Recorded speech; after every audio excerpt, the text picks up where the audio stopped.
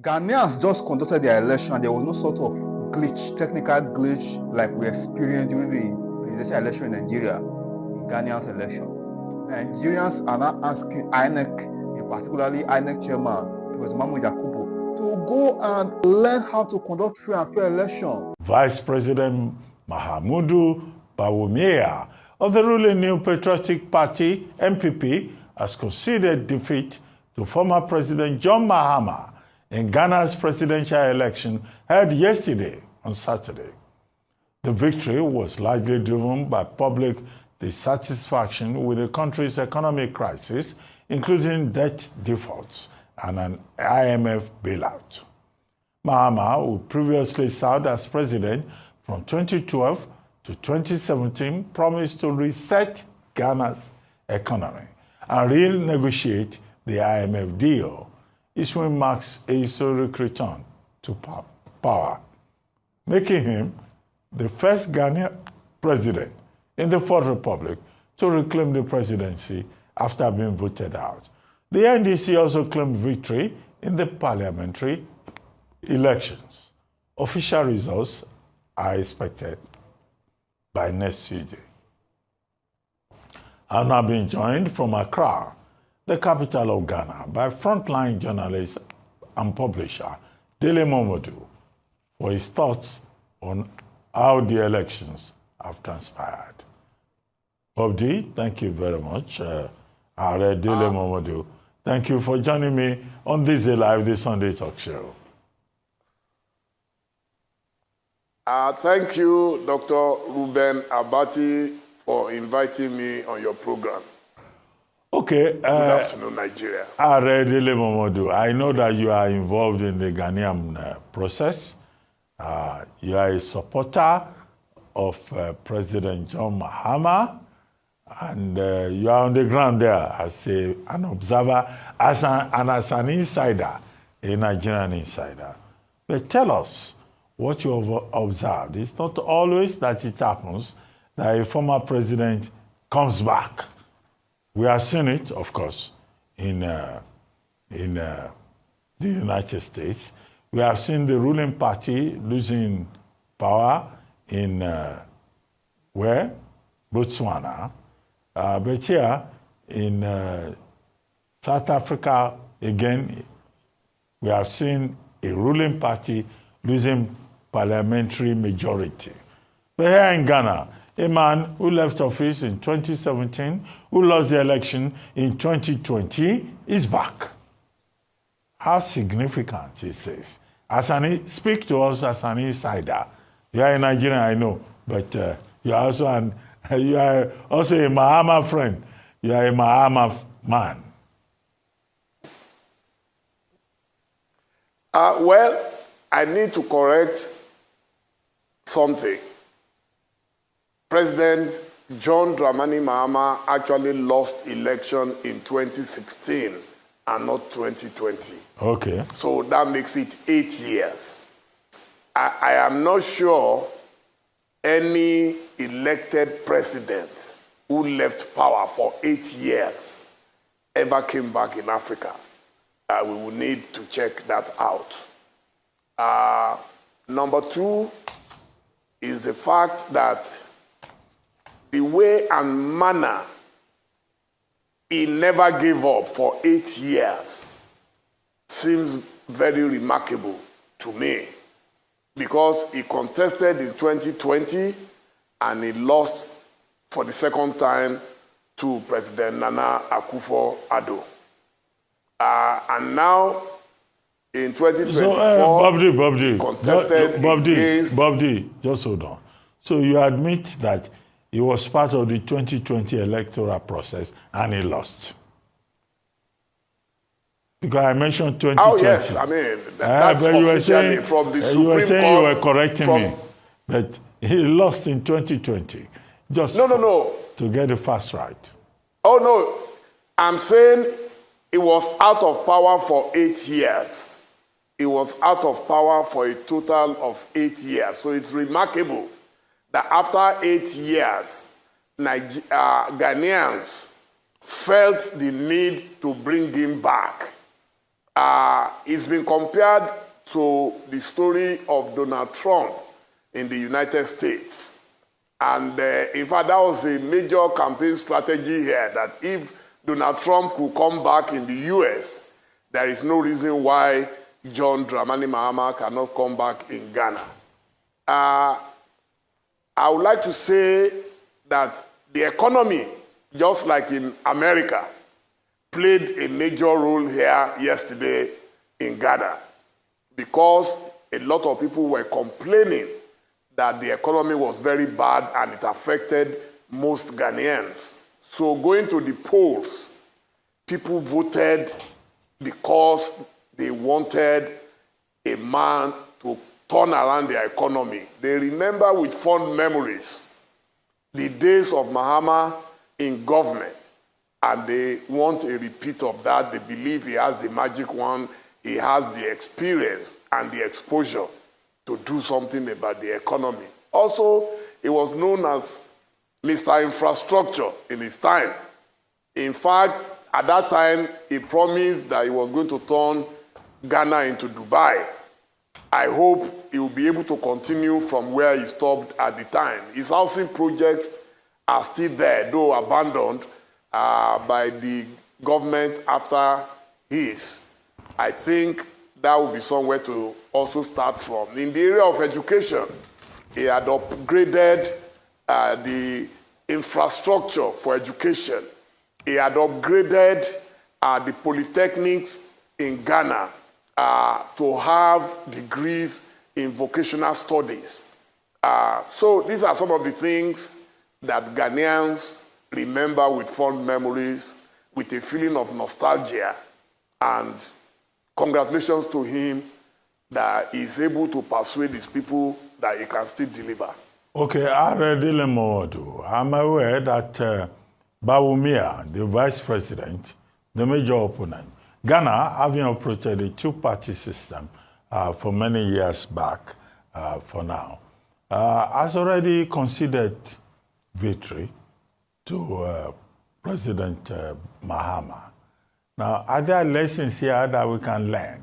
Because the vice president, Bawumia, said, well, the Ghanaian people have spoken.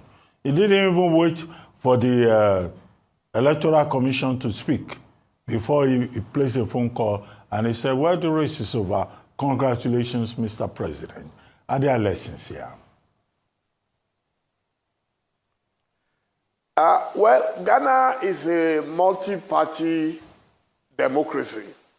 I think yesterday about 12 or 13 presidential candidates were on the ballot.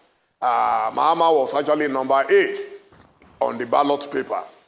And it was quite spiritual because they were trying to break the 8-year rule of the NPP. And so when he picked number 8, a lot of people felt, oh, it's going to work against him. But his people turned it around and said, no, that number 8 means that he's going to stop NPP after the 8-year rule. The lesson for me, one, was that it was relatively transparent, except for a few desperate politicians who tried to destroy the democracy in Ghana. But Ghanaians stood firm. Don't forget that they've gone through a revolution under Rawlings. So they were bold. I've never seen a place where civilians would face soldiers head on. Anybody who attempted to snatch boxes yesterday, they descended heavily on him. And it shows that if you defend your votes, it will be difficult for anybody to hijack your votes. They did that all over Ghana yesterday. The other lesson for me, especially with the vice president conceding, is that the electoral process in Africa needs to be made simpler and easier to operate. Because right at the voting centers, all the agents already had their pink forms. We knew every result in majority of the polling stations. So, and there should have been a way, which is something that Nigeria keeps failing at doing, of transmitting directly from the polling stations. If you look at America, how come within a few hours, we can project who is going to win where and how? But yesterday, there were attempts by some people to slow down the process. In fact, I started hearing something like they were using fax machine to send. That, for me, was a minus. But the election was relatively peaceful. People were determined to vote and make their votes count, and Nigerians should be able to do that. Well, Momodu, I'd like to ask you, still in terms of the lessons. You know, politically, we usually say, oh, Nigeria has a way of mirroring what happens in Ghana. What do you think are the direct lessons for Nigeria? Yes, there were cases of ballot snatching and some of that in Ghana. But, you know, in Nigeria, we have a strong issue here. There's a case of Atiku Abubakar, former vice president. There's also the case of my former boss, President Goodluck Jonathan. Do you think that certain political elements in Nigeria will be interested and say, well, this is a signal that we can also do it in Nigeria and get Asue Ighodalo Martin Amaewhule removed in 2027? I would like you to comment on those permutations that I've had some people throwing up. Well, as a Democrat, I always advocate that anyone can exercise his right of contesting the presidential election or any post for that matter. I don't see any reason why former President Goodluck Jonathan cannot say, now that my friend in Ghana has contested and he has won, then I can follow in the same footpath. The only question I would ask is if he would have the courage to take on President Bola Ahmed Tinubu. I'm not sure about that, but that would be an answer for him and his handlers to answer. To take on a man like Tinubu would take more than ordinary courage. You know that if you are looking for a very courageous, very bold, very fearless leader, Tinubu is the man. And that is why you will see that a lot of people are still promoting Alhaji Atiku Abubakar, because they believe he's the only one who has the capacity, the boldness, the courage, the exposure, the experience, you know, to take on an Asiwaju. They know themselves very well. Once upon a time, they were in some parties together. And so, I don't know, but that is left to President Goodluck Jonathan or former Vice President Alhaji Atiku Abubakar to determine. Okay, I also asked about President Jonathan. What do you think about the President Jonathan option? People are saying, well, President Jonathan should follow this example and try to throw his heart into the ring for 2027. What do you think? Well, I would have thought he had his best chance in 2019. And I did visit him at a point in his office in Abuja. But obviously, he wasn't interested in taking on President Muhammadu Buhari at that time. And don't forget that in Mahama's case, he has been out of power for 8 years. By 2027, I think your former boss would have been out of power maybe for about 12 or more years. He left in 2015. So in 2027, that will be 12 years. I'm not sure if he will be able to rekindle that flame, and if most people would not have forgotten some of the good things that he did. But like I said, if he has the courage, why not? I'm sure he has more than enough supporters who would encourage him, who may fund him. People see him as a generally good man, a peaceful man. So it's up to him.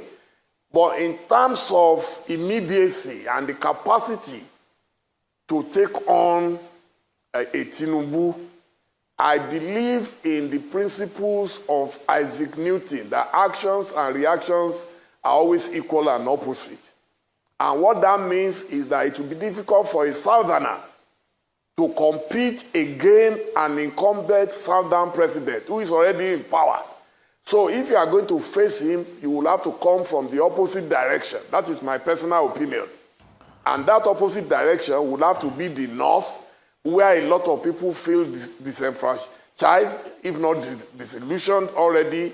So if the north decides to bring a formidable candidate, I don't know who they will present, and they unite behind him, and they are able to stroll across to the south-south and the southeast and the southwest, and they have a mega party behind such a candidate, just like what happened when APC came in 2015, then they may have a chance. But Tinubu is not going to be an easy target. I can guarantee you that. So you need all the formidability that you can muster. Okay, let's talk about John Mahama, the man who is coming back, like Donald Trump, for a second chance at power. Now, when he was president, 2012 to 2017, some of the reasons why he lost the election to Akufo-Addo was that there was unemployment, there was high inflation, there was, what do they call it, doomsaw, electricity blackouts and all that, and he could not manage the economy. Those same problems have not gone away 5 years later. And now he's coming back to address those same problems. Now, Bawumia has admitted that Ghana needs change. Can President John Mahama coming back ensure that change, or he will be demystified? These are the issues. Because the same issues he left behind, he's coming to confront them. And who is he? What kind of man is he? Does he have what it takes? Well, there is a saying that when a woman has not tried two husbands, she might not know which husband will be better. They complained about President Mahama, and what they complained about at that time, the exchange rate, I don't think ever went beyond 4 cedis to $1. Today, it's about 1,600 or 1,700. It's almost like what is going on in Nigeria. So, in terms of the economy, it has actually collapsed beyond imagination. That is number one. Number two, they complained about the inflation rate. The inflation rate between Mahama and Nana Akufo-Addo, the gap is so wide at the moment that Ghanaians are begging, for a new lease of life. If you talk about unemployment, Mahama's strategy was to invest heavily in infrastructure development. And that enabled him to get so many Ghanaians to work. The problem then was that people were complaining that money was not coming to them directly, there was hunger in the land, and so on and so forth. But what we have today, again, is much worse. So I believe that Mahama, from experience, is a good manager of men and resources. That is going to help them. He is very frugal. Mahama tackled corruption head-on as president. In fact, there was a lady, one of his ministers, who was speaking in the car and was captured dreaming. She was fantasizing that my dream is to have $1 million by the time I left government. She did not have $1 million. She did not have access to even 10,000. Do you know she was fired just for fantasizing? So, but today in Ghana, Ghanaians are saying it seems that nobody cares again about fighting corruption and all that. So I think this will help, it's going to help Mahama in the second term. And then my advice to him is that he should constantly remind himself that 4 years will soon evaporate. Any leader who does not know about the importance of time, the time factor, will fail. So I believe Mahama will hit the ground running even from now. He has promised that he's going to name his cabinet almost immediately. And God has also blessed him with a substantial majority in the parliament. So he's not going to go through the turbulence of trying to persuade the parliament to approve some of his programs. I think he stands a good chance of becoming Kwame Nkrumah II, which people have always called him. Well, Bob, as we begin to wrap up, I will still come back to John Mahama. I would like to ask you about the parliamentary elections. It will look like the ruling party, the MPP, also lost out considerably in the parliamentary elections. And there have been, certain dramatic revelations in terms of what Bawumia himself calls a landslide victory.